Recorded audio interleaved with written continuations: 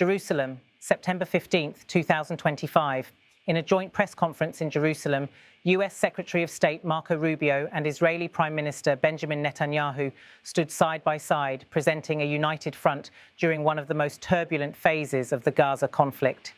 The appearance, organised by Israel's government press office, was more than symbolic. It was an attempt to project determination and continuity in the US-Israel partnership at a moment of heightened regional uncertainty. Rubio, addressing the press, delivered a clear message of Washington's expectations toward Qatar, a nation whose mediation role has been tested by recent events. Marco Rubio said, "The United States will continue to encourage Qatar to play a constructive role in efforts to free all hostages and end the war in Gaza." This remark carried particular weight given the fragile state of negotiations. Qatar, once considered an indispensable mediator between Israel, Hamas and international actors, has found its role complicated after a shocking Israeli strike in Doha that killed senior Hamas figures. The attack, unprecedented in its location and symbolism, has rattled Gulf leaders and provoked furious debates across the region. Just last week, Qatar's Prime Minister publicly hinted at re-evaluating the country's mediating position, telling audiences that Doha could not be expected to carry a role indefinitely if its neutrality and sovereignty were being undermined. His words came amid mounting frustration over both the pace of talks and the perception that mediators themselves had become targets in the widening war. Netanyahu, standing at the podium next to Rubio, seized the opportunity to emphasize Israel's gratitude for Washington's support, while subtly reinforcing his government's narrative of strength. The Israeli leader, who has faced escalating criticism from international partners over the humanitarian toll of the Gaza campaign, sought to shift attention back to the need for global pressure on Hamas. He pointed to the continued captivity of Israeli hostages as both a moral and strategic justification for the military operations. While Netanyahu did not explicitly address Qatar's reassessment, the subtext of his comments left little doubt. Israel expects regional actors to remain engaged, regardless of the risks or complications involved. The joint press event served multiple purposes. For Washington, it was about showing solidarity with its closest ally in the Middle East, while also signaling to Doha that its role as intermediary remains vital despite the strains. For Israel, it was about projecting unity with the United States at a time when European leaders and human rights organizations are stepping up criticism of its campaign in Gaza. Observers noted that Rubio's carefully chosen words represented both reassurance and a warning. By emphasizing that the United States will continue to encourage Qatar, he left open the possibility that Washington's patience could run thin if Doha were to disengage.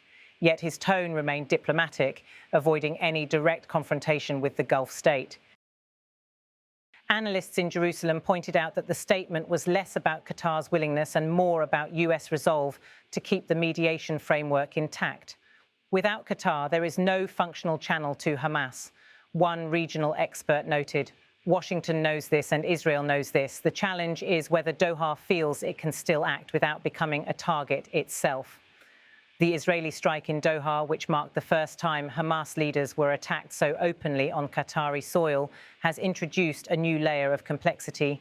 Gulf capitals worry that their neutrality is being undermined, while Western diplomats fear that the collapse of Qatar's mediation would leave no viable pathway toward de-escalation. Rubio's visit to Jerusalem came as part of a broader diplomatic push by the United States to maintain pressure on both Hamas and its backers, while offering reassurances to Israel that Washington remains firmly committed to its security. His presence alongside Netanyahu was a reminder that despite tensions over tactics, the strategic partnership endures. Behind the podium, the two leaders fielded questions about the trajectory of the war, humanitarian concerns, and the potential role of other mediators, such as Egypt and Turkey. Yet it was Rubio's direct reference to Qatar that captured the spotlight. Marco Rubio said, "The United States will continue to encourage Qatar to play a constructive role in efforts to free all hostages and end the war in Gaza." By repeating the point, Rubio underscored the centrality of Doha's role, signaling that Washington sees no alternative framework capable of producing results. For Netanyahu, the press conference was also a chance to reassure domestic audiences that international diplomacy was still aligned with Israel's objectives, even as protests and political divides intensify within Israel itself. The Gaza war, now dragging deep into its latest phase, has become not only a test of military endurance, but also of diplomatic patience. Families of hostages continue to demand answers, aid organizations warn of catastrophe, and regional powers weigh the costs of involvement. Against this backdrop, Rubio's visit highlighted the narrow path the United States and Israel must tread, keeping pressure on Hamas while preventing the collapse of the very mediation channels they depend upon. As cameras flashed and officials prepared to leave the podium, the atmosphere reflected both determination and unease. The words spoken in Jerusalem will ripple across Gulf capitals and diplomatic corridors in Washington, Cairo, and Brussels. The message was unmistakable. The United States sees Qatar not as optional, but as essential. Whether Doha continues to accept that role, however, remains to be seen.